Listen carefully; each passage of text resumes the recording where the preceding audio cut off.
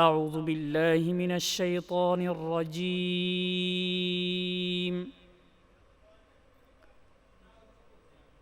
بسم الله الرحمن الرحيم أياما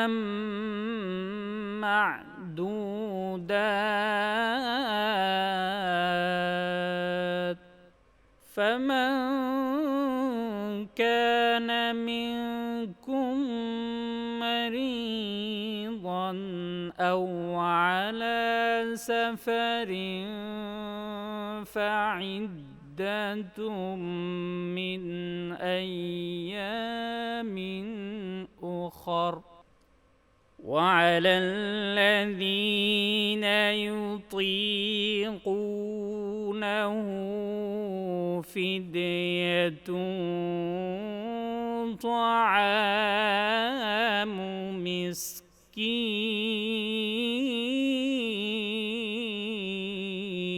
مسكين فمن تطوع خيرا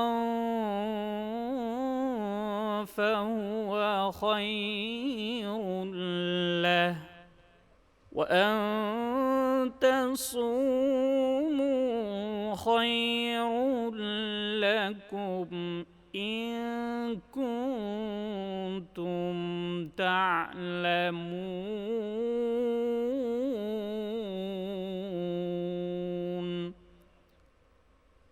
صدق الله العظيم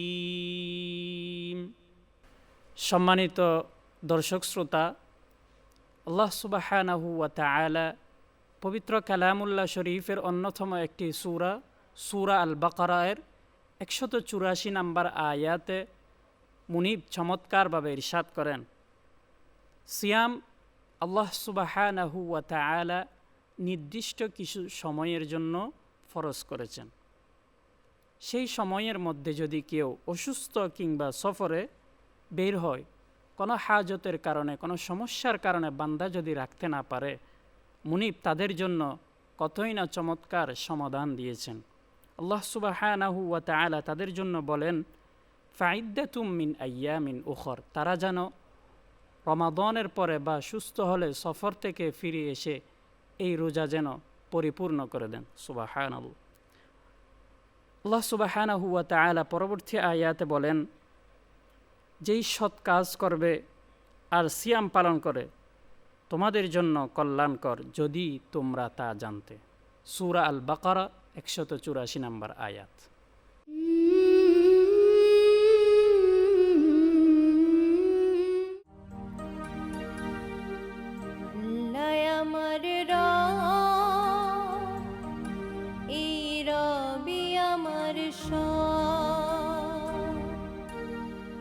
আল্লাহ আমার রব, এই রবি আমার সব, দমে দমে তনু মনে তারি অনুভব, দমে দমে তনু মনে তারি অনুভব।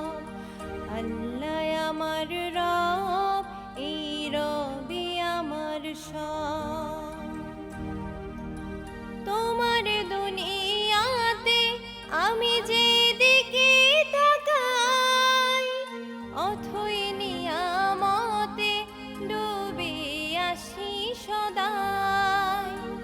তোমার দুনিয়াতে আমি যেদিকে তাকাই, অথই নিয়ামতে ডুবে আছি সদাই। পাখালির গানে শুনি তসবিহ কলো রব, তসবিহ কলো রব। আল্লাহ আমার রব, এই রবি আমার সব। আল্লাহ আমার রব, এই রবি আমার সব। আকাশে শুনিলে ধরণীর সবুজে অবুঝে হৃদয়ে আছো গো লুকিয়ে। তোমার মদদ পেলে আমি আর না কিছু চাই, তোমার প্রেমের অনল আমি কি দিয়ে নিভাই। যার হয়েছ তুমি তার নেই যে পরাভয়, নেই যে পরাভয়। আল্লাহ আমার রব, এই রবি আমার সব। আল্লাহ আমার রব, এই রবি আমার সব। দমে দমে তনু মনে তারি অনুভব, দমে দমে তনু মনে তারি অনুভব। আল্লাহ আমার রব, এই রবি আমার সব।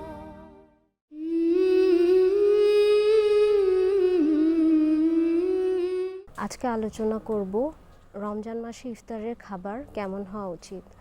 রমজান মাসে সারাদিন রোজা রেখে ইফতারের সঠিক খাবার নির্বাচন করা খুবই গুরুত্বপূর্ণ। শরীরকে সুস্থ এবং সচল রাখার জন্য স্বাস্থ্যকর খাবার গ্রহণ করা জরুরি, কেননা অনিয়ন্ত্রিত খাবার গ্রহণে শরীরে বিভিন্ন ধরনের নেতিবাচক প্রভাব পড়তে পারে। চলুন জেনে নেওয়া যাক রমজান মাসে ইফতারে কী ধরনের খাবার আমরা গ্রহণ করতে পারি।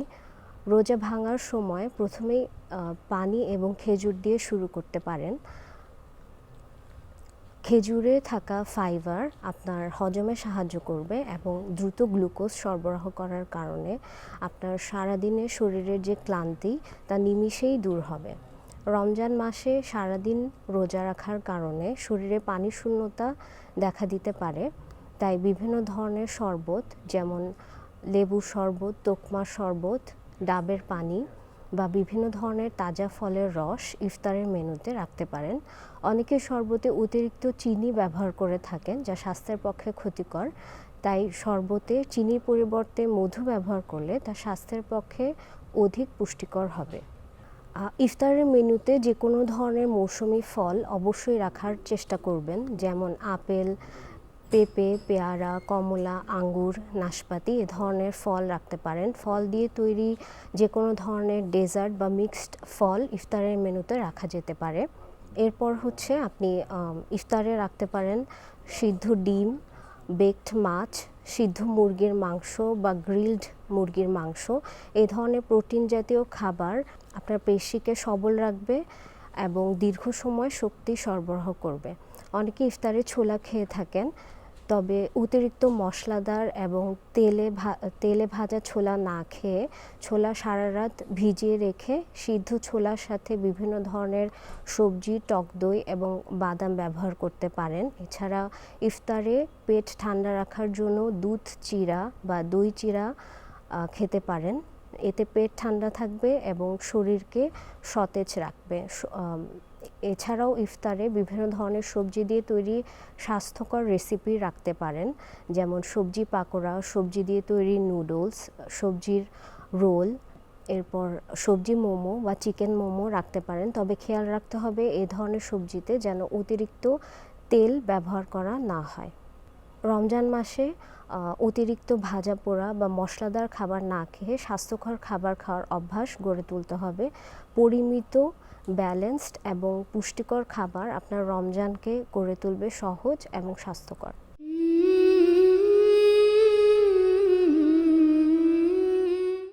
মোহাম্মদের নাম জপেছিলি বুলবুলি তুই আগে, মোহাম্মদের নাম জপেছিলি বুলবুলি তুই আগে। তাই কি রে তোর কণ্ঠের গান, তাই কি রে তোর কণ্ঠের গান এমন মধুর লাগে ওরে, এমন মধুর লাগে। মোহাম্মদের নাম জপেছিলি বুলবুলি তুই আগে। ওরে গোলাপ নিরিবিলি নবীর কদম ছুঁয়েছিলি, ওরে গোলাপ নিরিবিলি নবীর কদম ছুঁয়েছিলি। তার কদমের খুশবু আজো, তার কদমের খুশবু আজো তোর আতরে জাগে। মোহাম্মদের নাম জপেছিলি বুলবুলি তুই আগে। মার নবীরে লুকিয়ে দেখে তার পেশানির জ্যোতি মেখে, মার নবীরে লুকিয়ে দেখে তার পেশানির জ্যোতি মেখে।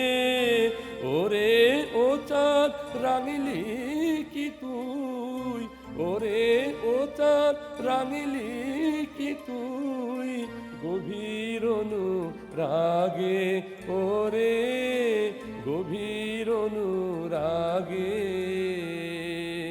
মোহাম্মদের নাম জপেছিলি বুলবুলি তুই আগে।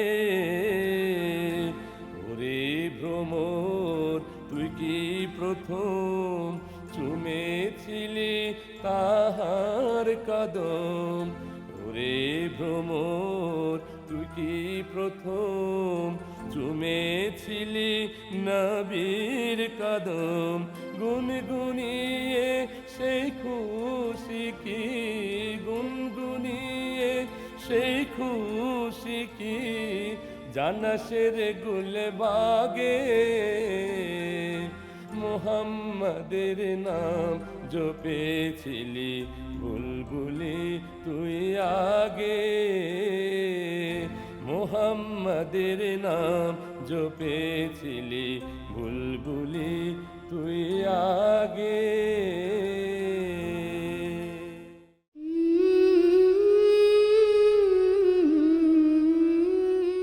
আল্লাহ পাক জাল্লা শানুহু আমাদেরকে কয়েকটা বিষয় ফরজ করেছেন।